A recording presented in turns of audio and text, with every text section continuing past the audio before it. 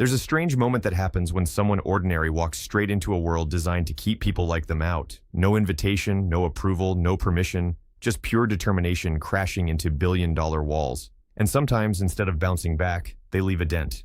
This is one of those stories. It begins with a creator who wasn't supposed to matter in the world of hypercars, ends up shaking the confidence of the most elite manufacturers on the planet, and somehow draws the attention of one of the most powerful innovators alive.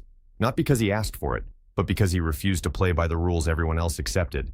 And once you understand how it all connects, you start to realize this isn't just about cars anymore, it's about control, reputation, and who really gets to decide what's possible. Long before the headlines, before the silent tension with billion-dollar brands, and before his name started circulating in conversations far bigger than YouTube, Mat Armstrong was just another content creator chasing momentum. His early days weren't even about cars. They were about BMX riding, adrenaline, and pushing limits in ways that came with real physical risk. That life ended abruptly in 2013 when a failed stunt dislocated his shoulder, forcing him to step away from something he had built his identity around. For most people, that kind of moment shuts doors. For him, it redirected everything.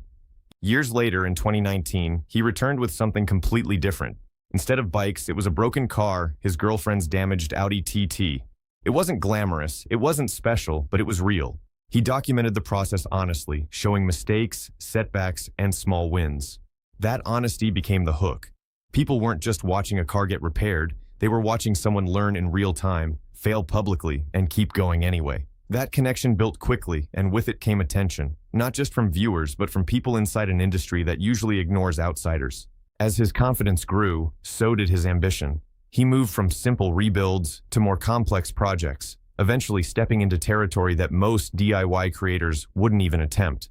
When he got his hands on an Audi R8, it marked a turning point. It wasn't officially considered a hypercar by purists, but to him, it represented something bigger, a step into a world that had always been closed off. His approach didn't sit well with everyone. Traditionalists didn't like the idea of mixing parts, experimenting, or treating high-performance machines like puzzles instead of sacred objects. But controversy only amplified attention, and attention fueled growth. Then came bigger challenges. Alongside the R8, he worked on a Maserati Gran Turismo, juggling multiple builds while keeping his audience engaged. Each project pushed him further, not just technically, but mentally. He was no longer just fixing cars. He was proving that the barrier to entry wasn't as solid as people believed. And that idea alone started to make powerful companies uncomfortable.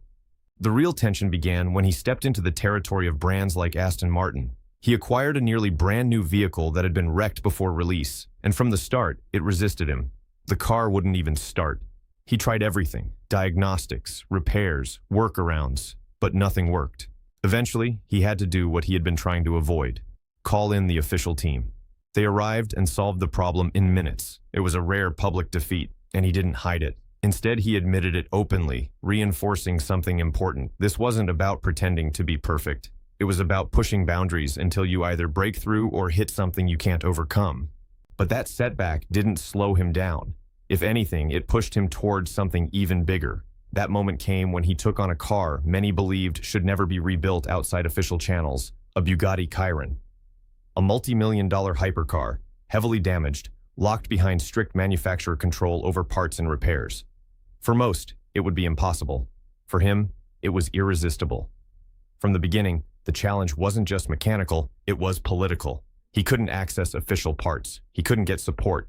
The system was designed to stop exactly what he was trying to do, but instead of backing down, he adapted. He found alternatives, improvised solutions, and shared every step publicly. When he fitted an airbag from a far cheaper car into the Chiron, it wasn't just a repair, it was a statement. When he explored 3D printing parts, it wasn't just innovation, it was defiance. The silence from the manufacturer didn't last forever.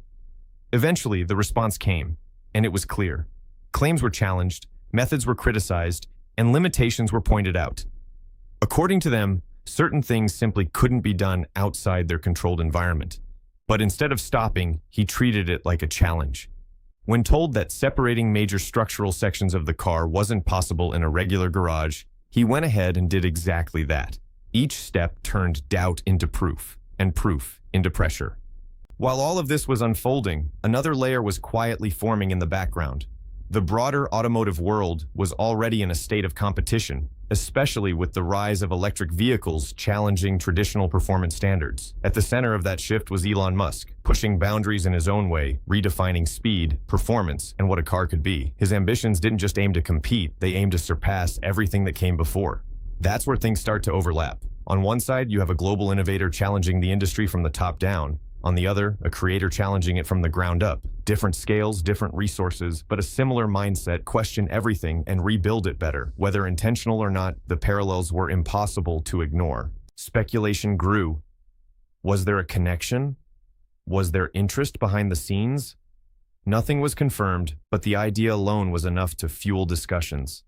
Because if someone like Elon sees value in someone like Matt, it changes the equation entirely. It suggests that disruption doesn't always come from inside the system. It can come from someone who was never supposed to be part of it in the first place. And that's where the story stands now. Not finished, not resolved, but evolving.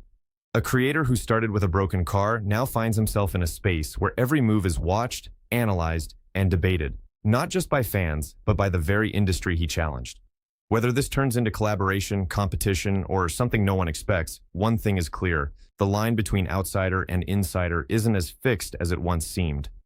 Because sometimes all it takes is one person refusing to accept limits for everyone else to start questioning them too. And once that happens, the system doesn't just get challenged, it starts to change.